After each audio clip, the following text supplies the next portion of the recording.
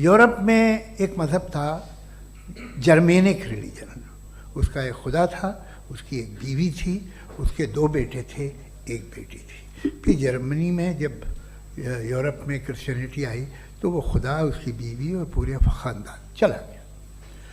تو ہم نے اگر ہم ہسٹری دیکھیں تو خدا جو ہیں وہ زیادہ تر فانی ہیں, وہ ہمیشہ رہے نہیں.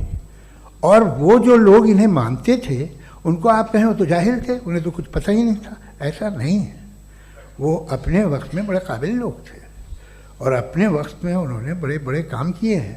فلاسفرز تھے, سائنٹسٹ تھے, لیکن ان کا مذہب کہاں گیا, ان کے خدا کہاں گئے؟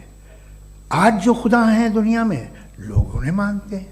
آپ کو کیا معلوم کہ کتنے برسوں کے بعد کیا ہونے والا ہے؟ ہم یورپ میں دیکھتے ہیں تو چرچ خالی ہیں. تو وقت کے ساتھ چیزیں بدلتی ہیں. Thank you very much Javed صاحب, آپ کی بات کو سن کر بڑے محظوظ ہوئے ہم لوگ. محظوظ, do you understand? We enjoyed. Okay, اب تو سب سے پہلے ہمارے رسپیکٹڈ جاوید صاحب نے حوالہ دیا کہ خدا فانی ہے. کتنے مذہب آگے چلے گئے, کسی نے جوپیٹر کو خدا مانا, کسی نے کسی کو مانا. میں کہتا ہوں جس نے کانٹینجنٹ چیز کو خدا مانا, غلط مانا, وہ خدا ہی نہیں, وہ خدا ہی نہیں ہے. ہم تو نیسیسری بینگ کو ثابت کرنے بیٹھے ہیں, وہ نیسیسری کاز جو ایٹرنل ہے, جو ابدی بھی ہے اور ازلی بھی ہے. ہم کسی اور کو ثابت کرنے نہیں بیٹھے. دوسری چیز, یہ ایک فرسودہ خیال ہے, یہ ختم ہو رہا ہے.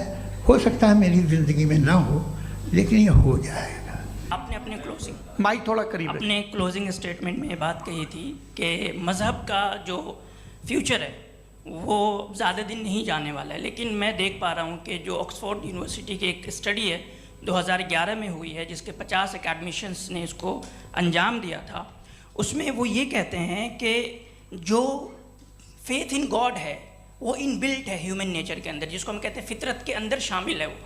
اور وہ یہ کہتے ہیں کہ اگر کوئی یہ سمجھتا ہے کہ مذہب کو وہ ختم کر دے گا تو یہ اس کی غلط فہمی ہے. تو آپ اس کے بارے میں, اس اسٹڈیز کے بارے میں کیا کہتے ہیں؟ ٹھیک ہے, میں ان سے ایگری نہیں کرتا ہوں. وہ کون سے پروفیسر ہوں گے, ایسا ان کے پاس ڈیٹا ہے, انہوں نے ڈیٹا کے بیس ہوگا ڈیٹا. وہ کہہ رہے ہیں تو آکسفورڈ کے ہوں گے, تو کیمبرج کے ہوں گے, تو مجھے کیا لینا دینا.